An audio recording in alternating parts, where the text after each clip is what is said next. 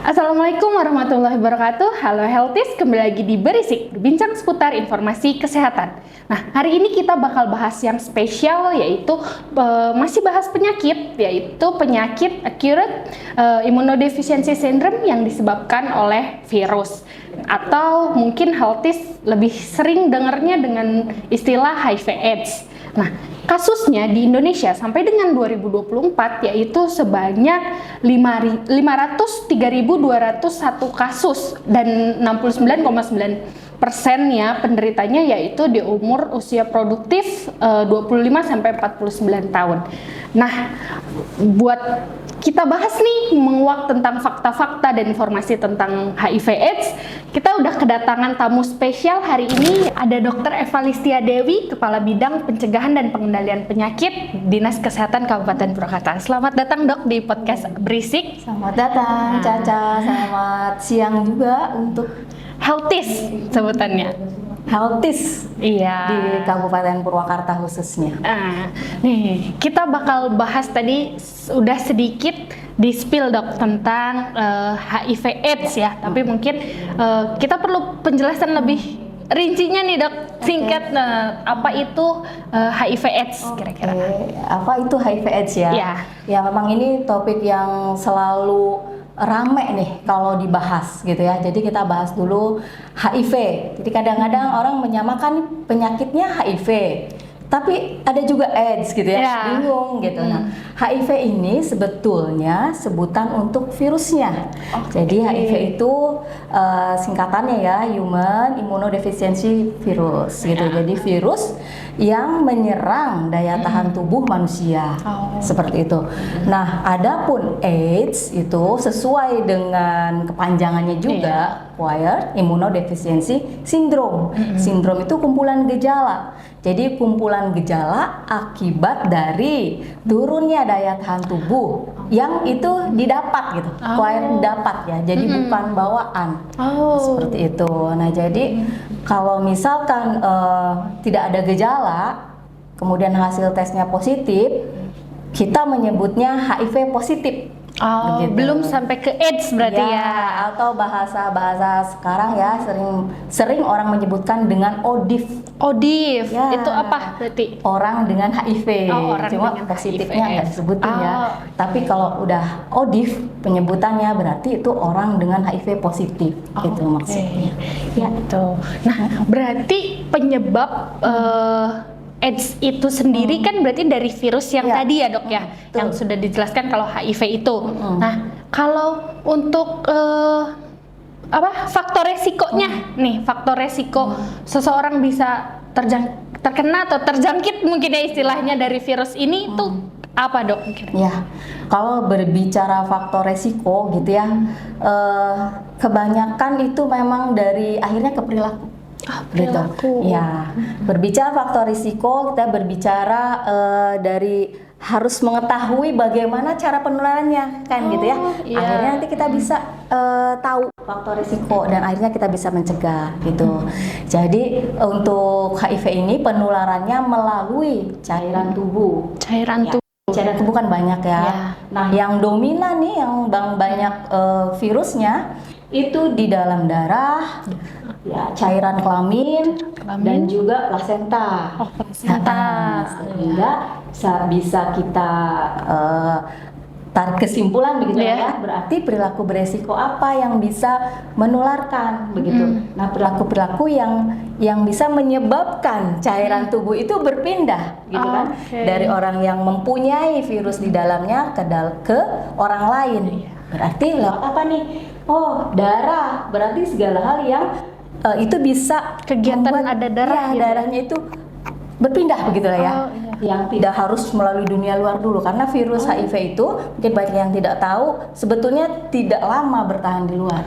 Jadi kalau misalnya udah di luar dia nggak lama gitu, bisa mati ya. Nah, jadi apa? Berarti melalui jarum suntik, ya kan? Nah, Tapi jangan khawatir, healthy jangan berarti, duh saya jadi takut deh diimunisasi, ya kan? Iya, benar. Jarum suntik enggak gitu.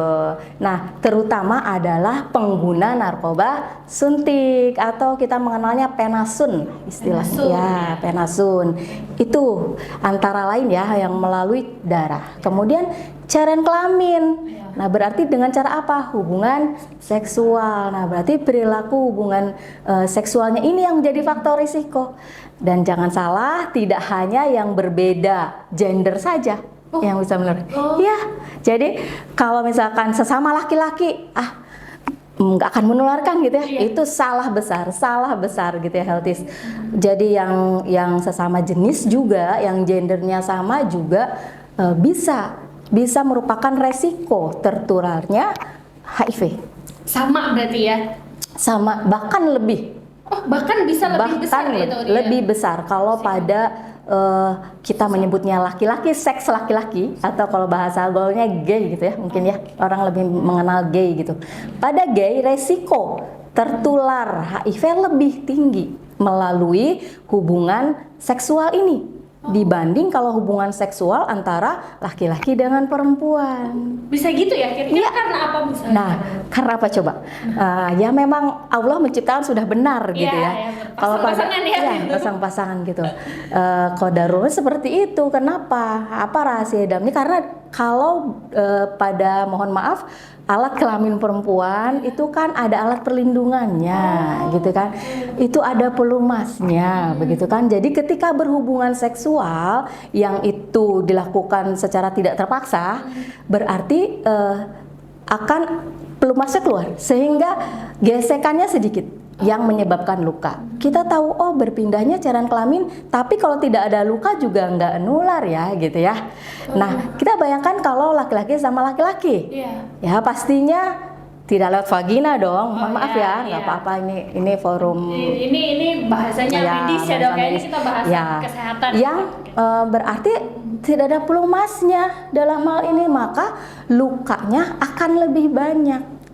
Berarti bisa lewat darahnya lewat darahnya, lewat cairan kelaminnya ya langsung masuk melalui luka.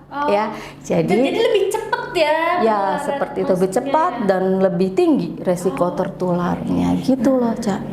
Satu lagi tadi dok yang melalui plasenta ya. Ya, itu. Ya, jadi ini ada penularan dari ibu ke janin. Ke janin. Nah, itu sangat sangat beresiko. Ibu hamil bisa menularkan ke janin, dan ini yang sangat ingin kita cegah gitu ya. Jadi jangan sampai ada penularan ke janin, jangan sampai ada anak yang lahir langsung dengan HIV positif. Kasihan ya. Bisa itu, dan pasti nggak dok? Apakah ada kemungkinan apakah setiap anak yang dikandung oleh ibu pengidap AIDS gitu, apakah sudah pasti dia HIV positif atau enggak? Nah, itu dia. Jadi tidak sebetulnya. Dan ini makanya upaya kita tenaga kesehatan itu ada. Jadi ibu hamil, semua ibu hamil secara regulasi itu wajib, healthies wajib ya, wajib untuk diperiksa HIV-nya apakah positif atau tidak. Ada bahasa kita triple E. Triple E itu triple eliminasi. Pada ibu hamil yang mau kita eliminasi itu HIV begitu ya. Kemudian sifilis dan juga hepatitis. Jadi diperiksa 3 macam tuh ibu hamil. Nah, karena kita fokus di HIV ya untuk hari ini, mungkin next time kita akan lebih bahas lagi ya. Kalau ditemukan sejak dini nih ibu hamil, makanya ibu hamil harus segera diperiksa triple E-nya sejak pertama kali datang ke fasilitas kesehatan atau ke tenaga kesehatan. Harus segera. Ya, kuncinya itu healthies. Kenapa harus segera? Karena kalau kita temukan di awal, langsung diobati, maka kadar virus di badan ibu hamil akan turun, resiko penularan ke janinnya rendah sekali. Rendah sekali. Dan ada ya, sudah ada kasusnya begitu, ada ibu hamil tapi cepat diobatin, akhirnya bayi yang lahir bisa tidak positif HIV-nya. Berarti seperti itu. Untuk ibu hamil ini sudah pasti dicek HIV dulu dok? Ya, secara aturan harus wajib begitu ya. Oleh karenanya diharapkan dari healthies yang melihat baik itu dari sesama nakes ataupun dari masyarakat tahu nih tentang ini sehingga tidak ada penolakan begitulah. Itu penting ya dok. Ya. Nah tadi karena udah disinggung terkait pencegahan nih ya. Nah berarti kira-kira apa aja nih dok yang bisa dilakukan oleh kita sebagai pencegahan untuk HIV/AIDS ini? Oke, untuk pencegahan ya kalau yang terkenal, yang selama ini sudah terkenal adalah ABCDE. Nah, ABCDE kayak ngeja ya. Nah, A itu abstinensi. Artinya, kalau yang nggak punya pasangan, ya udah nggak usah hubungan seksual gitu kan? Terima nasib ya dok. Ya gitu. Jadi ya udah, nggak usah mau coba-coba dulu, please yang masih pacaran ya. Jangan ya dek. Jangan ya dek ya, gitu ya. A, itu gitu A ya. Yang B-nya? Be faithful katanya. Apa coba? Faithful. Cobalah untuk setia, Jadi setia. Kalau sudah punya pasangan, setia pada satu pasangan. Karena kalau berganti-ganti nanti risikonya lebih tinggi lagi gitu kan. Kalau dengan satu pasangan pasti resikonya lebih rendah dibanding kalau ganti-ganti. Apalagi ganti-gantinya belok ke gender yang berbeda. Aduh, jangan ya Mas ya. Jangan. Nah, ya udah B ya. C. Nah, C ini bahasa Inggris ya. Jadi kalau C itu condom. Kondom healthies gitu ya. Kondom. Tapi bukan berarti wah, nih kata dokter Eva kondom gitu ya boleh dong. Enggak ya. Jadi kondom ini untuk khusus nih kalau yang pasangannya sudah positif gitu ya kan masa sih kita mau larang-larang untuk suami istri begitu ya tapi dijagalah oleh kondom begitu. Berarti itu bisa juga mencegah untuk penularan. Ya untuk penularan. D-nya adalah drug ya. Jadi tadi salah satunya kan penasun ya. Nah itu jadi hindarilah narkoba terutama melalui jarum suntik gitu. Kemudian yang E-nya adalah edukasi, sosialisasi seperti saat ini. Ini salah satu media edukasi kita ya dok ya. Betul. Nah tadi udah pencegahan, tapi kita tuh misalnya bisa nggak sih dok gejala itu kelihatan, oh nih bisa kelihatan ini kayaknya orang udah kena HIV/AIDS nih, gejalanya apa aja nih dok kira-kira? Ya oke. Tadi kita bicara dua hal gitu. Ada yang ODIF, HIV positif, ada yang AIDS ya.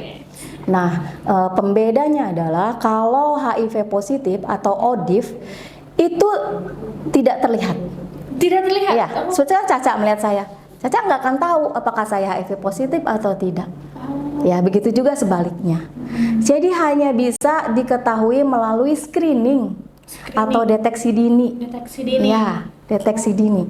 Oleh karenanya banyak yang akhirnya denial. Begitu ditemukan dan hasilnya positif, saya nggak merasa apa-apa.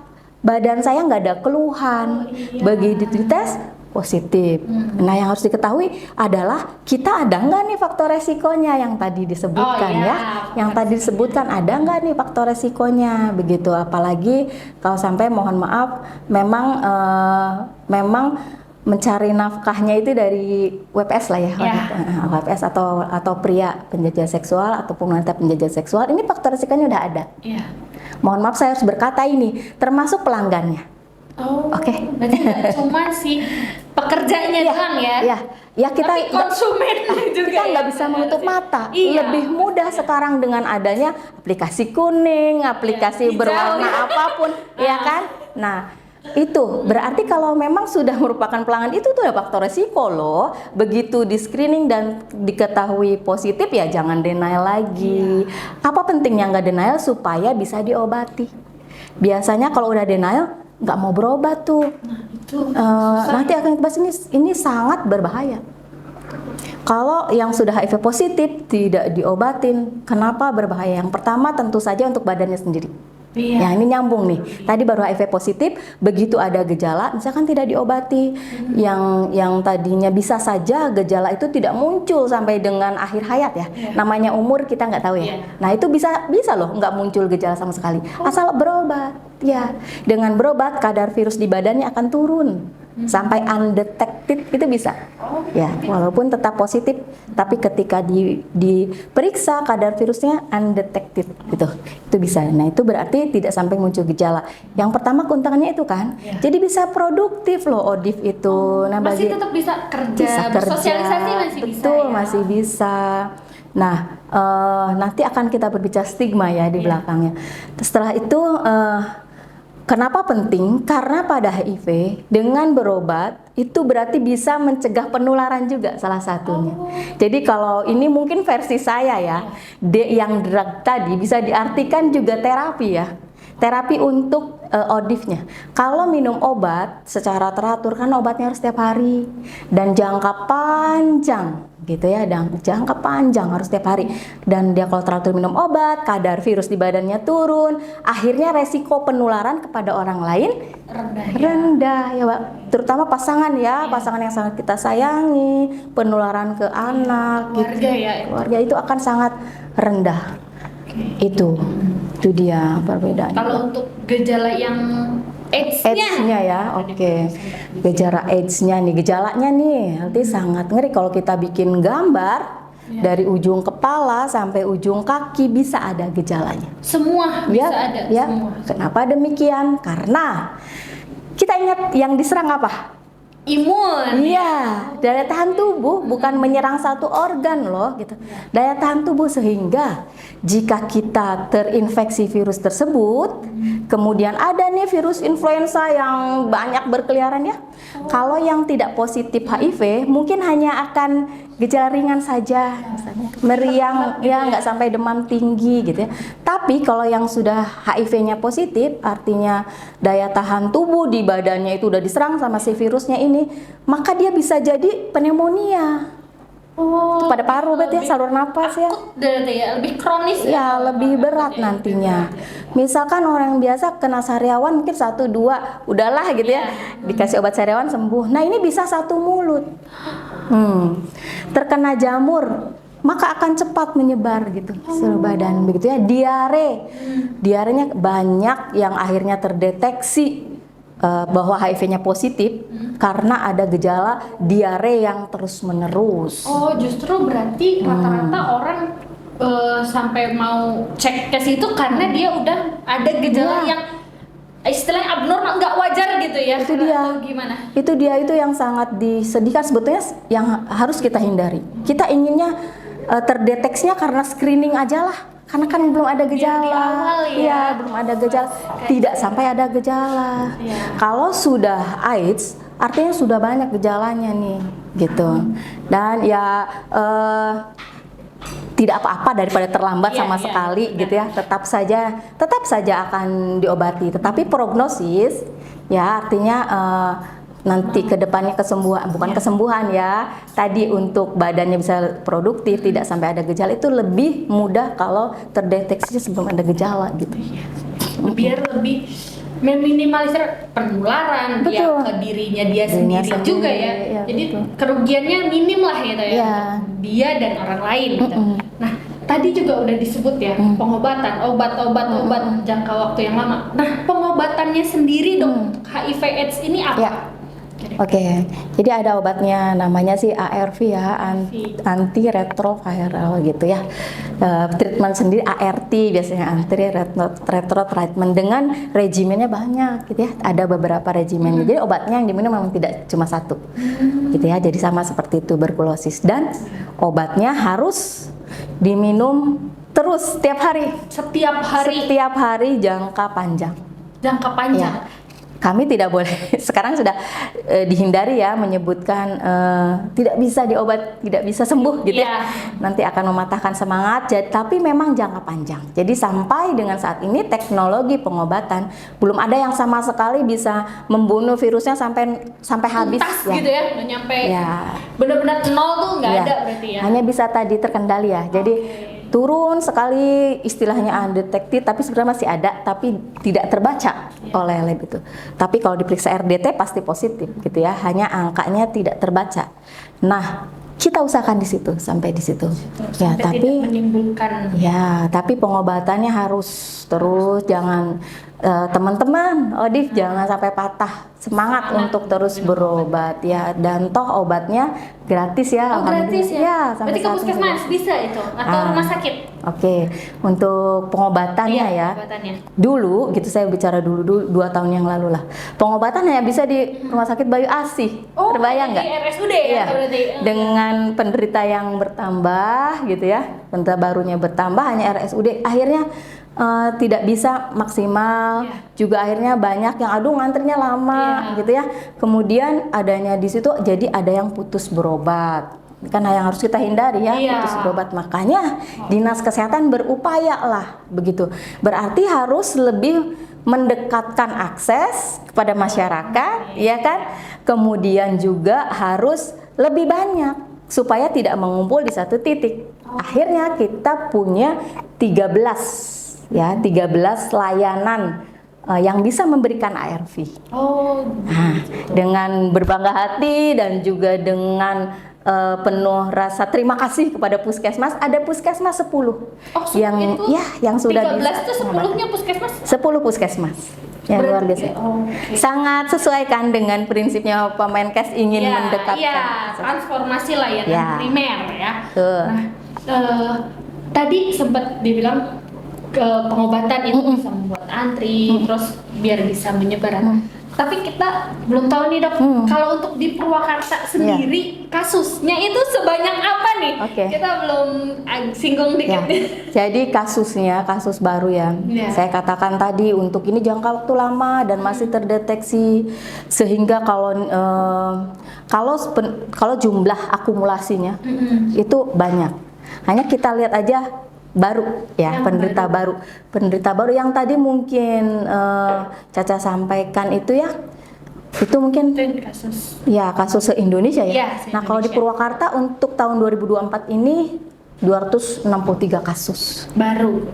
terus 63 kasus baru ya. Dan itu trennya Meningkat dok Yap. dari tahun sebelumnya betul. berarti ya. Tahun sebelumnya 183, sekarang 200. Dan itu memang benar-benar ke usia produktif dok banyaknya. Ya, jadi tadi polanya dikatakan 60% ya Iya, kalau nasional, dan ternyata 9 dok bahkan dan nyampe. kalau di Purwakarta ini di 65,7%. Ya, Ya, memang di atas 60 ya dok ya.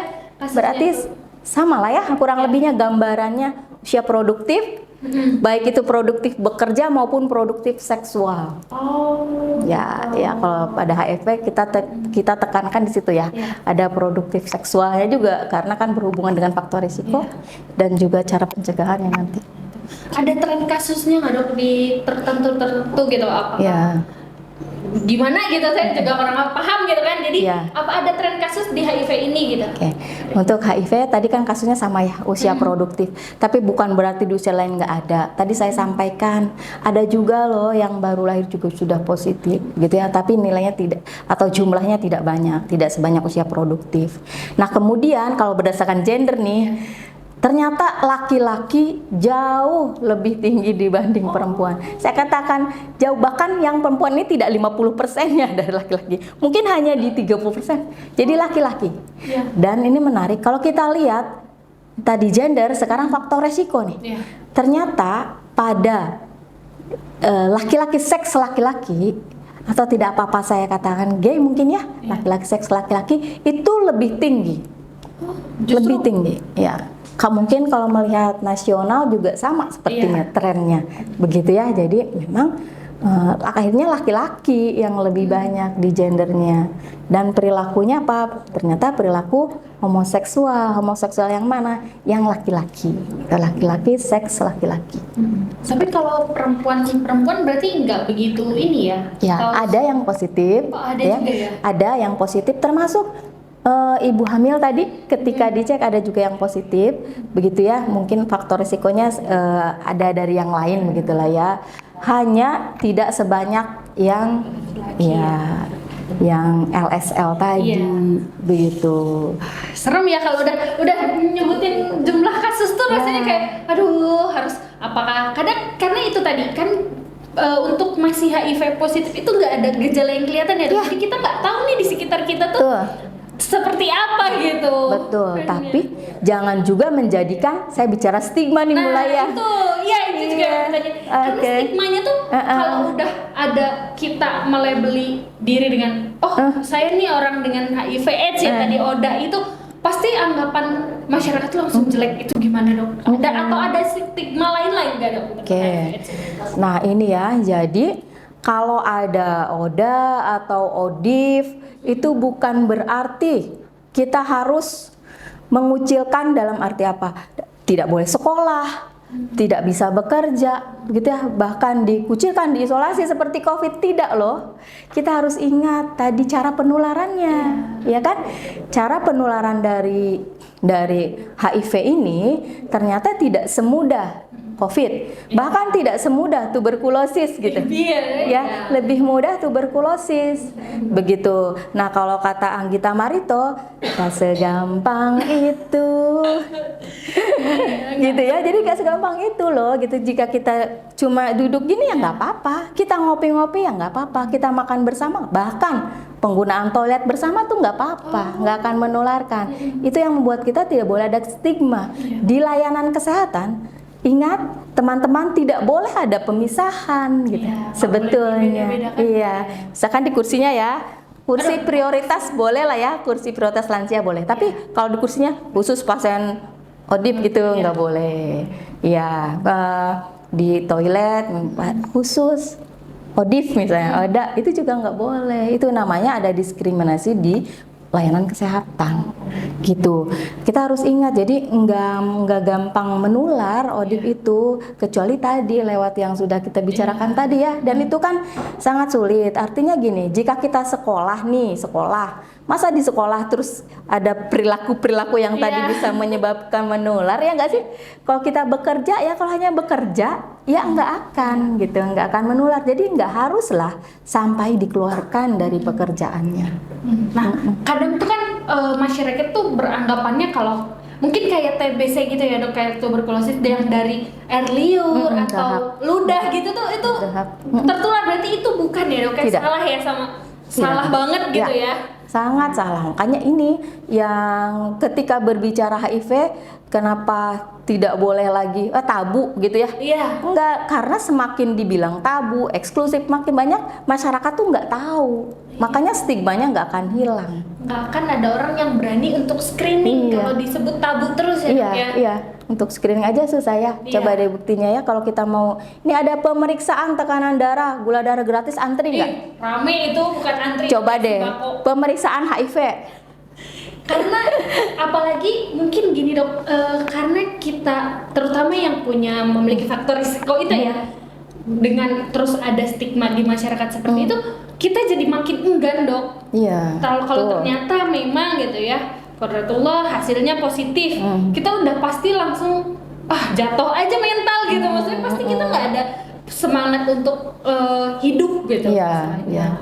Padahal ada inilah ya, jika memang sudah positif begitu, kok masih ada ya cara lain, yaitu dengan apa? Berobat gitu kan, minum obat dengan patuh, tidak ada bolong-bolong, bisa produktif. Bahkan ada yang memang sudah open status ya dirinya ODIF, tapi bisa sekolah sampai S3 gitu kan, bisa sukses. Itu sudah ada contohnya seperti itu. Hanya memang mungkin stigmanya inilah yang masih kuat, sehingga itulah yang paling sulit. Kita ingin eliminasi 2030. Salah satu indikatornya nggak ada stigma, nggak ada diskriminasi. Ini yang paling sulit menurut saya. Indikator ini yang paling sulit begitu. Karena berarti tidak hanya upaya kita, dinas kesehatan, tapi harus melibatkan semua ya, seperti itu. Nah, berarti tadi karena udah disinggung untuk eliminasi 2030 yang bebas HIV ini, berarti program-program apa aja sih dok penanggulangan untuk HIV ini terutama di pemerintahan gitu? Ya, jadi kita memang mau eliminasi nih 2030 berbarengan dengan tuberkulosis, berbarengan dengan malaria. Makanya ada yang sekarang sudah mulai tren nih, eliminasi ATM katanya. Bukan ATM buat narik uang ya, tapi A-nya AIDS, T-nya tuberkulosis, M-nya malaria, healthies. Jadi itu yang mau kita eliminasi 2030. Nah sekarang bagaimana dong untuk cara ke sana gitu ya, dari dinas kesehatan ataupun melibatkan yang lain, upayanya apa? Itu tadi kita ada strategi percepatan nih. Segala sesuatu ya, segala program ya. Cepet-cepetin aja pokoknya. Segala program harus percepatan pokoknya. Iya. Termasuk HIV. Nah, yang pertama itu untuk menjangkau dan mencegah. Kita salah satunya seperti ini adalah untuk jangkau dan cegah itu. Ya, jadi kita menjangkau masyarakat, pengetahuannya begitu ya, dan mereka tahu pencegahannya apa sehingga bisa ini faktor perilaku beresiko HIV, nggak jadi ke situ gitu ya. Seperti itu. Yang kedua adalah screening. Ya, kayak kita giatkan lagi untuk screeningnya. Nah, screening pada HIV agak berbeda nih, seperti TB yang mungkin bisa dilakukan pada semua, PTM bisa dilakukan pada semua. Kalau pada HIV namanya ada screeningnya ke populasi kunci, ke populasi beresiko dan populasi rentan. Nah, gitu ya. Jadi populasi kunci itu di ranahnya ada LSL, waria, ya, WPS, ya. Ya, kemudian ada yang masuk ke populasi khususnya, ada ibu hamil, ada TBC, di situ ada penderita penyakit menular seksual masuk ke situ. Ya, kemudian ada populasi yang rentan ya untuk perilaku beresikonya, maksudnya rentannya anak jalanan juga sama. Seperti itu. Kemudian dari screening, kemudian ada yang namanya tracing. Tracing itu nggak cuma COVID, kita selalu kebayang gitu kan. Tracing itu COVID. Nah, ini tracing untuk HIV. Artinya tracingnya bagaimana? Kalau ada yang sudah terdeteksi positif, maka ada yang namanya notifikasi pasangan. Ya kan? Akan ditanya nih, udah berhubungan seksual belum? Resikonya jangan-jangan dari hubungan seksual. Kalau ternyata iya, berarti akan ada notifikasi pasangan. Notif ya, pemberitahuan dan kemudian mengajak tes gitu. Dan ya, yang kedua adalah notifikasi, bukan notifikasi ya. Jadi tracing terhadap orang tua jika anaknya duluan yang terdetek. Kan kadang-kadang ada nih anak sakit-sakitan terus ya, terus masuk rumah sakit, terus akhirnya dokternya curiga, akhirnya dites positif. Nah, berarti notifikasi ke orang tua.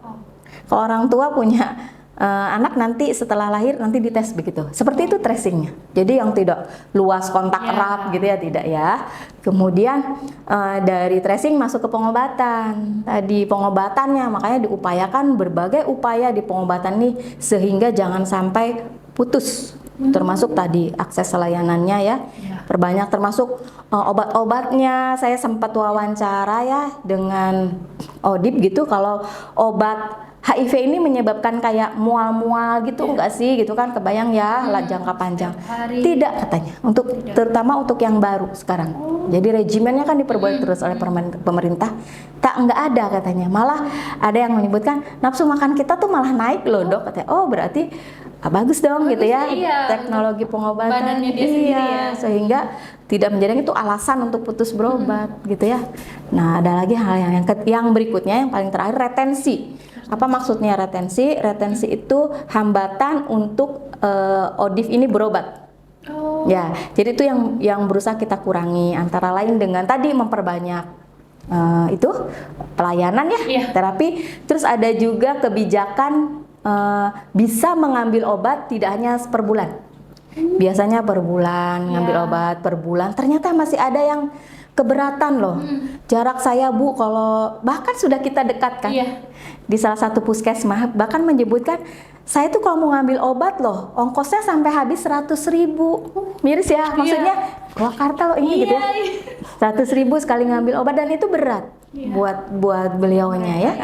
Apalagi harus meninggalkan pekerjaan. Nah, akhirnya memang ada kebijakan untuk pengambilan obat itu per 3 bulan. Oh, 3 bulan. Ya, diperbolehkan dengan syarat ketentuan berlaku. Antara lain kita sudah yakin dengan kepatuhannya gitu ya. Terus pasien ini nggak ada infeksi oportunistik yang lain gitu. Antara lain itu kadar virusnya sudah turun, antara lain daya tahan tubuhnya udah naik gitulah. Itu diperbolehkan 3 bulan sekali sehingga tidak memberatkan begitu. Ya, ada juga kebijakan extra hour. Mungkin di Purwakarta belum, tapi kabupaten kota yang kasusnya udah tinggi ada extra hour tuh, jadi pelayanan di luar jam kerja.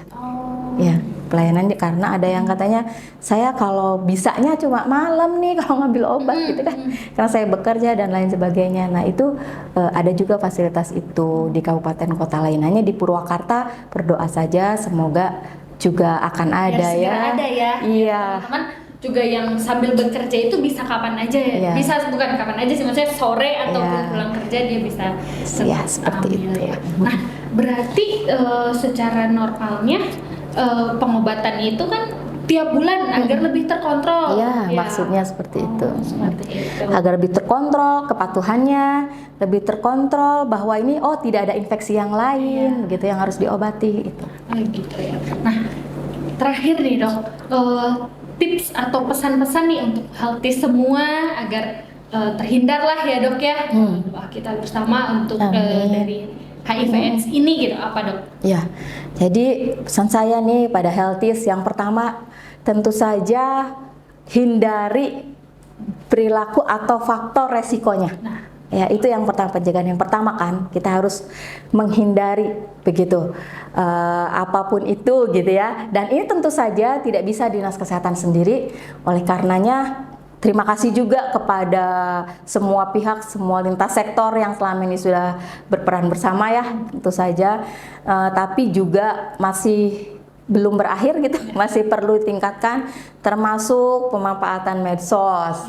Ini bagaimana caranya nih mengontrol dinas kesehatan kan nggak bisa gitu ya untuk perilaku beresiko. Nah kemudian bagi yang sudah wah saya kok sudah terlanjur ya ada di perilaku beresiko itu lingkungannya misalnya ya. Nah jangan takut untuk screening gitu. jangan takut Ya. untuk screening. Jangan takut untuk screening. Jadi jangan takut ya, kita jangan takut untuk sehat gitu lah ya untuk screening. Setelah itu kepada teman-teman yang positif begitu ya, jangan putus berobat. Saya pesan ya, jangan lah ya karena ini nih mumpung masih juga pengobatannya ditanggung oleh pemerintah gratis gitu ya. Selalu berusaha lah untuk terus berobat. Kalau bosan, kita atasi rasa bosan kita dengan apa yang cocok nih bagi kita. Apa kita anggap ini vitamin aja ya, biar ini minumnya nggak berat gitu ya. Apa kita anggap seperti KB aja ya, jadi nggak berat. Itu kan juga setiap hari dan selalu dipasang timernya ya, dipasang alarmnya untuk terus berobat. Yang belum mulai pengobatan ini dia. Jadi di Purwakarta masih ada yang belum memulai pengobatan. Sudah positif belum mau memulai pengobatan, segera berobat ya teman-teman sekalian. Berobat, karena kalau nggak berobat tuh kalian sendiri yang rugi ya dok ya. Berobatlah. Jadi nanti masih bisa produktif loh gitu di depan sana. Siapa tahu disediakan masa depan kita yang cerah. Jangan berhenti di sini. Salah satu upayanya berobat. Oke. Stuck di situ aja. Oke. Siapa tahu hidup kalian ini masih panjang. Ya, depannya, nih ya. healthy semua teman-teman saya yang memang ternyata saya positif, jangan patah semangat, tetap ya berobat, masih bisa produktif. Ya kemudian jangan berhenti untuk berobat, dan kepada teman-teman yang lain terus dibuka mindset kita, wawasan kita dengan terus belajar ya, mencari dari sumber apapun tentang kesehatan, tapi sumber yang ini ya, sumber yang benar. Salah satunya mungkin podcast kita ini, tonton terus ya. Tonton terus pokoknya. Nah, terus apa lagi dok kira-kira? Ya, Itu. mungkin closing statement saya ya, kayak untuk eliminasi HIV/AIDS. Kita optimis saja, bersama pasti kita bisa. Bersama pasti kita bisa gitu ya. Nah, itu dia healthies bincang-bincang kita hari ini sama Dokter Eva. Seru banget, makasih banyak dok ilmunya ya, benar-benar membuka wawasan kita. Kita jadi tahu kalau nggak boleh punya stigma jelek terhadap orang-orang yang baik itu ODIF ataupun ODA ya dok ya. Nah, buat healthy semua jangan lupa tonton terus di channelnya Dinas Kesehatan. Jangan lupa like, comment, and subscribe. Nah, nanti siap-siap untuk next episode berikutnya. Terima kasih dok. Sekali lagi, terima kasih healthies. Assalamualaikum warahmatullahi wabarakatuh.